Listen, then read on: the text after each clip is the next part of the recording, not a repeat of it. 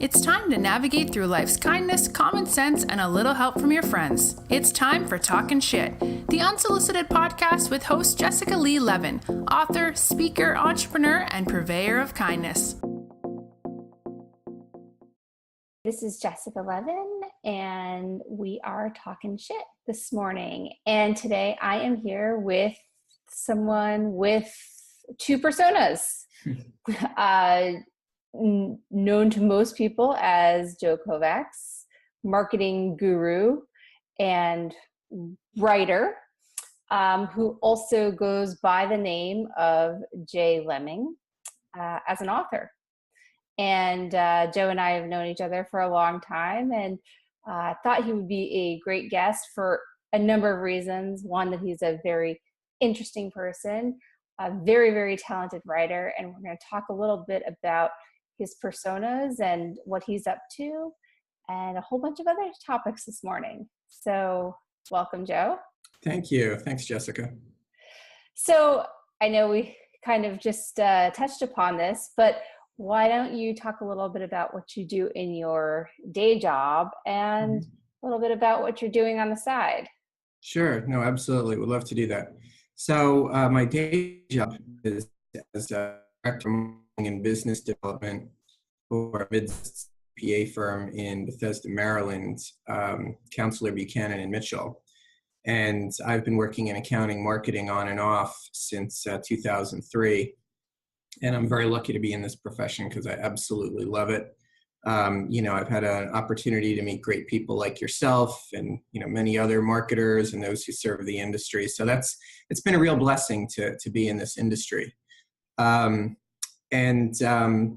As far as what I do on the side, so I'd say about 3.5 years ago, I did develop, as you called it, this, kind of other persona, which I've mostly kept in the closet. I mean, you are probably one of people in the industry, in the accounting marketing industry, who know that I also do write on the side, and I have this other pseudonym, and I have a website and a blog, and I have a couple of novels, that are available in a digital format on Amazon.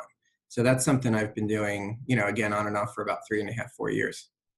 Okay, so we're totally outing you here. Yeah. So I have read Joe's novel and some of his short stories, and they're phenomenal, and they're truly creative writing, and we're going to talk a little bit about them because they do touch upon some really interesting topics that are happening in the world today, but we'll get to that in a minute. But really the interesting thing about this is the fact that so many people know you and have no idea that you are actually a creative writer. Anyone who looks at my LinkedIn profile, would probably expect to see, a master's or a bachelor's in marketing or a marketing certificate. But what they'll see is that I have dual degrees in English, because at one point I was going to be an English professor. I wanted to be an English professor, and then realized that I was more interested in the creative rather than the analytical aspects of writing. So I made the hard decision in the late 90s to leave the university.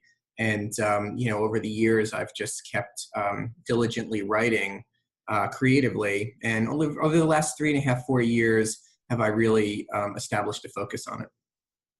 Okay, so why keep it a secret? Could be a personal hang up, raised Catholic, guilt, just hiding things. I don't know. I think that focusing on it 3.5 years ago, when I started doing it really in depth, came from a very personal space. I had just gotten divorced, and I was going through a lot of soul searching and realizing that, you only live life once. And, no matter what it is you love to do, you should just do it, because, there's all sorts of challenges and things that can create disappointment in your life. And, the hours and the days tick away. So you might as well just keep doing what you love to do. But, to your point about it being hidden and why did I hide it? It's because it was such a personal choice. It came after my divorce. And so it's something I love to do. But it was inspired by just a personal, painful experience I'd gone through. But it's interesting because it's not a personal book. It's not a memoir. It's truly a creative story. Yes, that's right. So, the name of the novel is Billy Maddox Takes His Shot. It's been available on Amazon for the last several years. So you'll see it written by Jay Lemming. And it's about a border patrol agent down in the Southwest. So one of the things that's always been important to me about my writing is that I enjoy research. I enjoy writing about people and places that I don't have a lot of experience with for two reasons. One, because if I were to write about someone in my situation and my background, the creative aspects and the imaginative aspects would probably be overwhelmed by the autobiographical elements. But then secondly, it's because, again, about my university background and my love of research and learning about things that I don't know anything about. I've always cracked the books, I've always researched. And so I feel like it's an exciting opportunity to create a new world based on things that are really happening. Yeah, I think that's interesting. I don't think people do that enough today. They don't go out and they don't have the intellectual curiosity to discover new things. Is that something that's just always been inherent in you? I think so. I can't say why or how, but I've traveled a little bit too. I've had the blessed opportunity to travel, and when you do that, and you realize how big the world is, you kind of feel smaller in one sense, but you also feel larger in the sense of the knowledge is out there and the life that is out there, and you try to keep your personal ego in check and not think that you yourself personally are the world. And so, you see lots of opportunities to find out what's out there. And, I've always had that boyish curiosity. That's a good thing. And it's a good lesson for other people that I think, what do you get out of that when you learn about new things? What does that give you from a personal satisfaction standpoint? Is that a rhetorical question, or do you want me to answer that? Answer it, because I don't think it comes naturally to people. So what can we teach them? This may be a deeper response than you were expecting, but let's say you're having a conversation with someone, and we all bring interpretation, we all bring judgment to our experiences with people. We see these little things about people, the way they behave, the way they speak, the way they dress. Something about their history, and you're quick to judge. You're quick to make a determination about who you're talking to. And, I think that the curiosity and the research that I find motivated to do is always a daily reminder to me that you never know the full. And so this is a research and learning to me, because it makes me less inclined to judge based on the little information I know. So I'm having these human experiences, I'm having conversations, I'm getting to know people. I realize there's always something more that I need to know about someone, that I shouldn't judge someone. I shouldn't think, oh, this person is A, B, and C. Because, not everyone is always in a good space at any given moment. When I went through my divorce, there were a couple things going on. I probably did not present well in front of a lot of people. I could see the judgment sometimes from people that I'd known for a while, which was hurtful at times.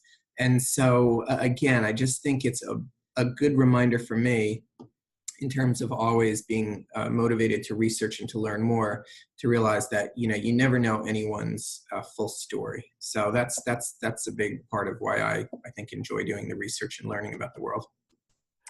That's such an important point, and that's part of my book. It is about perceptions and overcoming them, and how we have these biases that come from our experiences. And I talk a lot about that people actually judge people for being biased, but bias comes from our experiences.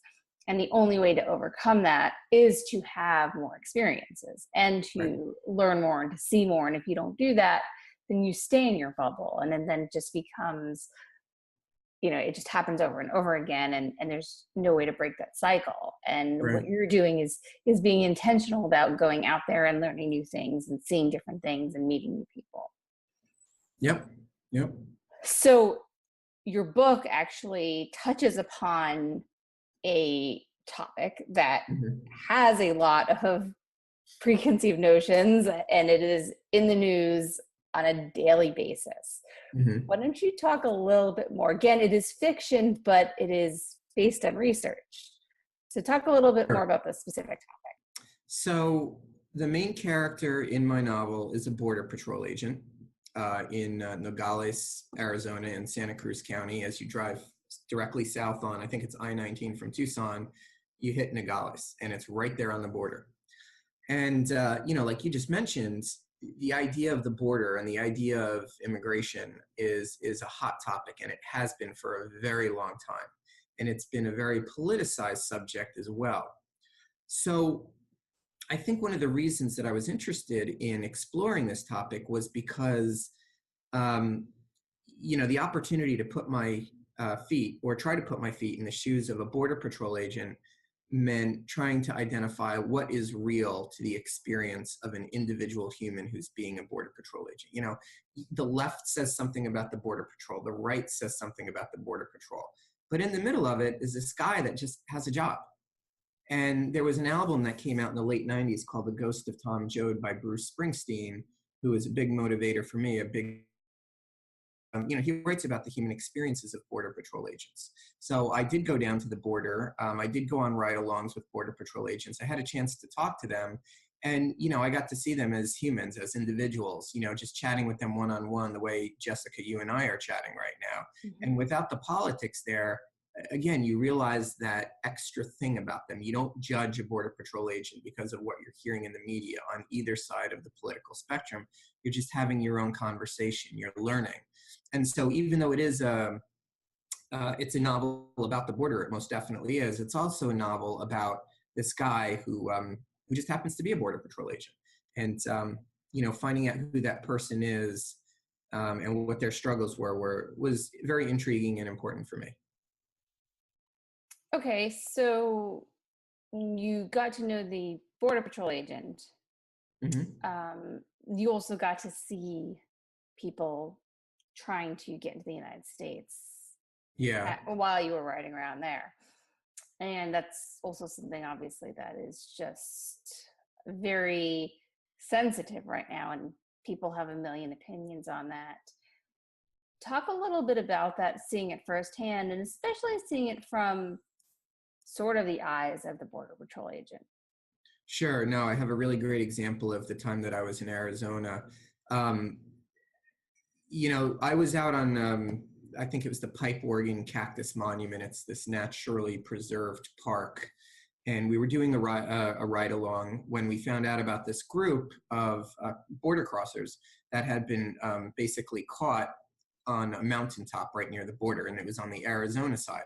So there were about 15 or 20 of them, and there were about 3 or 4 agents that had basically found them. And so they were all sitting in a circle. And at a certain point in time, the group of 15 or 20, they just got up and they scattered and they ran in all directions. Now, of course, there's more of them than there are of the Border Patrol, so they're not all going to be caught. Well, this group, however, was found in a somewhat dehydrated state, so they were not doing so well health-wise. And so what the Border Patrol ended up doing was calling in, they had I don't know if it's still around, but it's called BORSTAR, which stands for Border Patrol Search, Trauma, and Rescue.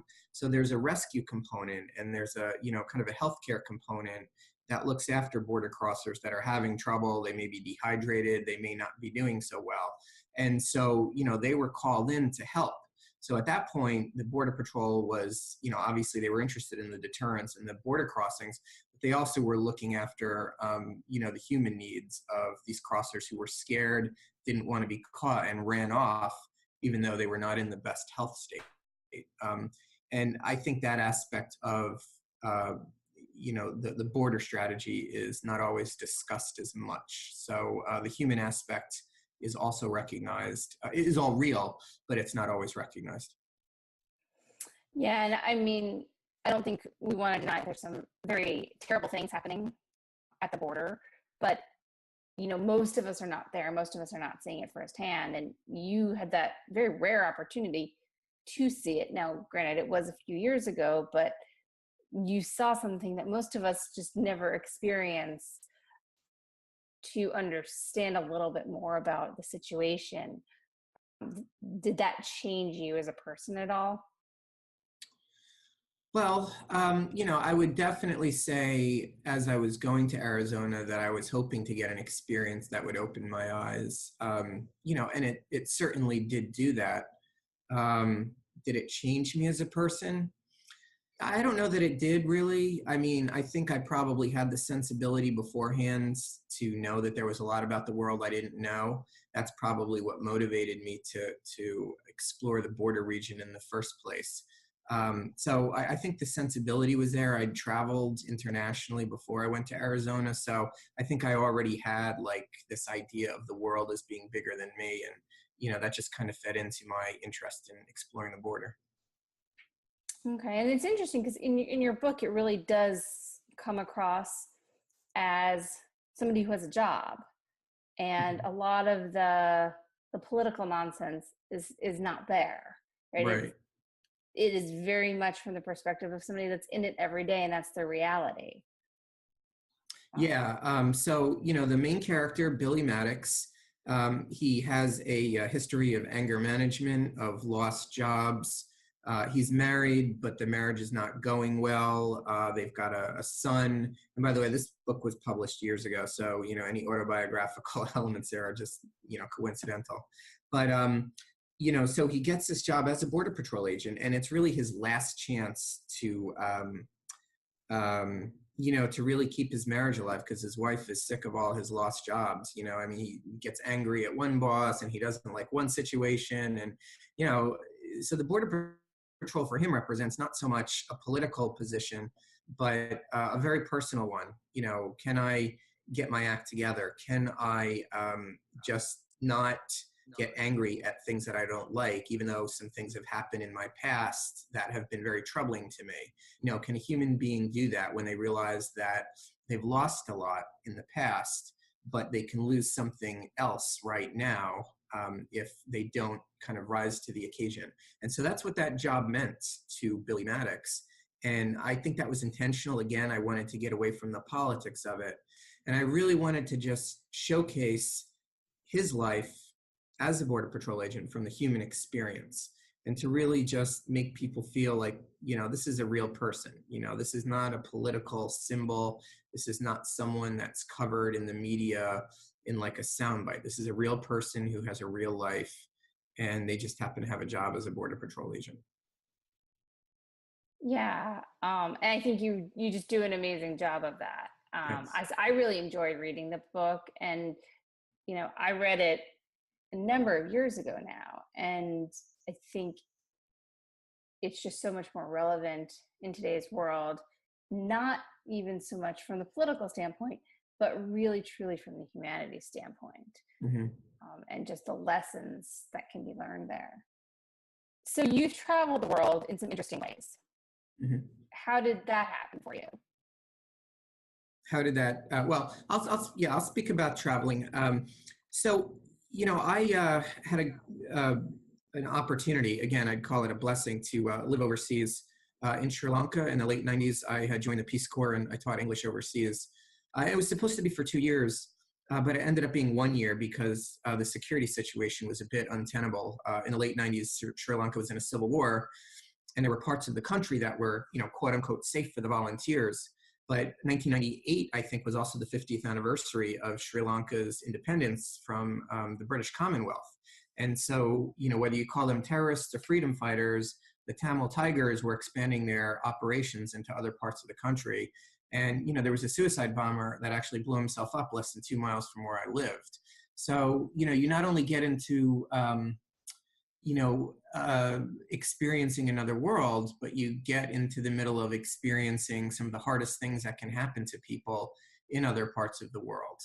That was the life-changing experience, Jessica, being there for a year. And I've traveled other places too, not for such long periods of time, but, I spent the summer in Alaska working on a salmon processing center, and I got to know people up there, and I almost did not come back. I had a new gig I could have gone to up in Cordova, and I ended up just coming back to the lower 48. But, that was an opportunity for me to take a different life path that I ended up not taking.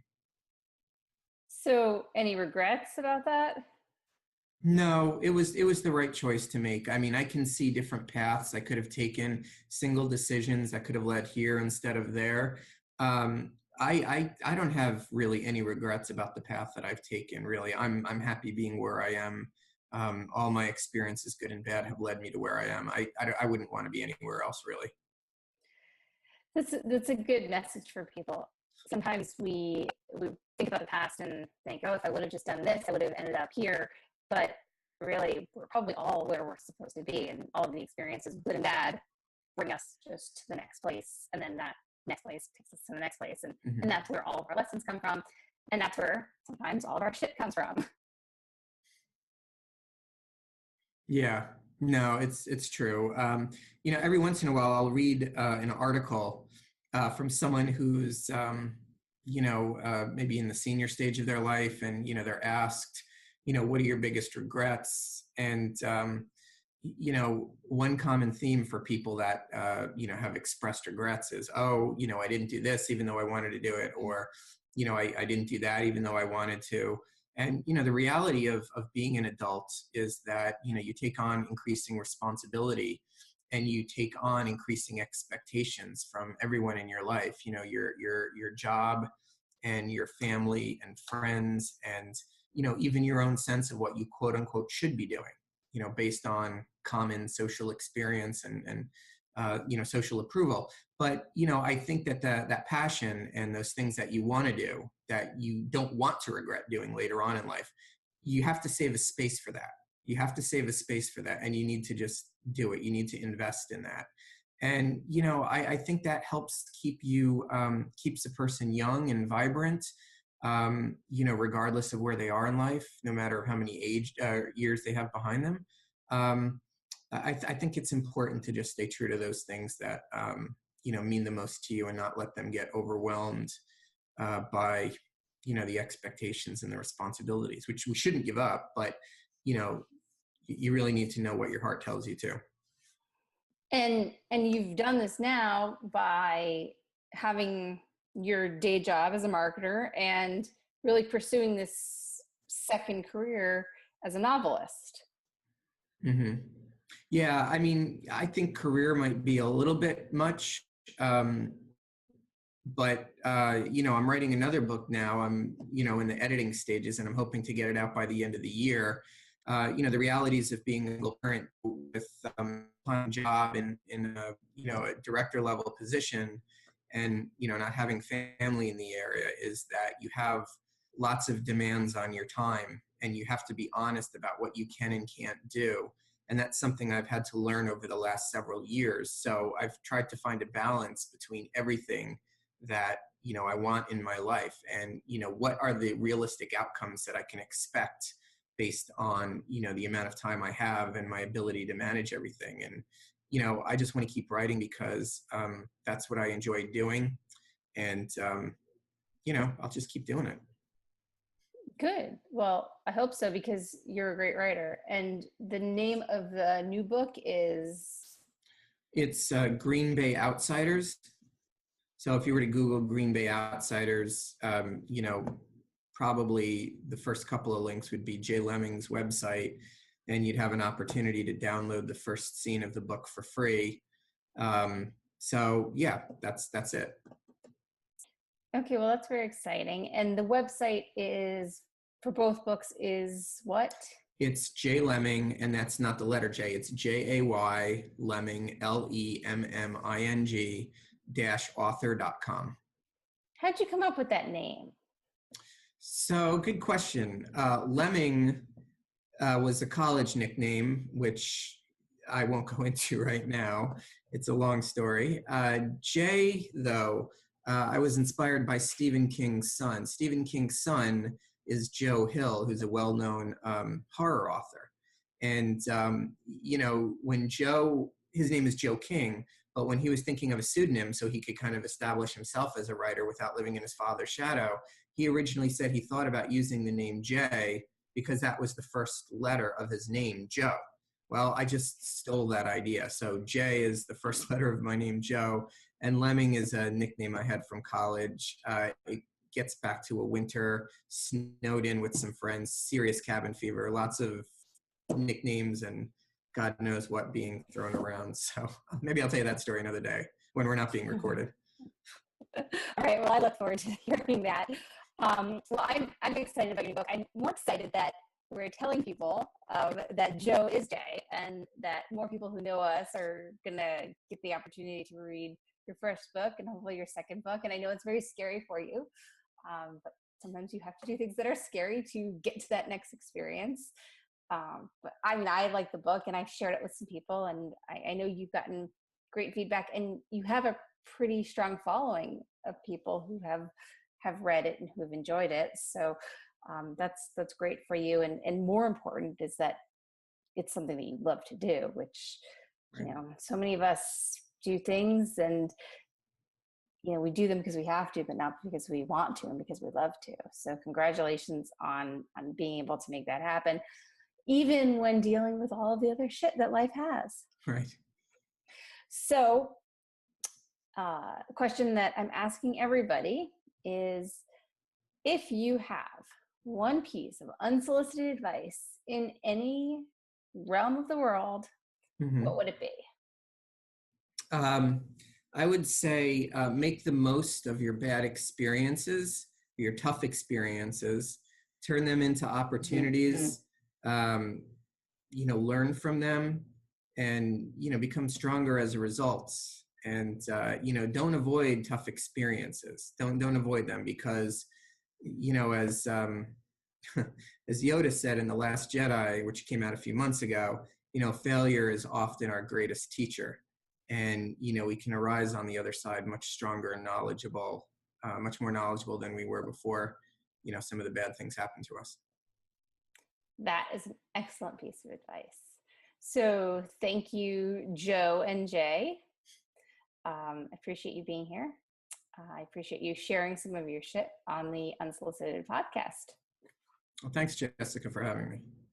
Thanks for listening to Talkin' Shit, the Unsolicited podcast. Remember, everyone has shit. Be a good human.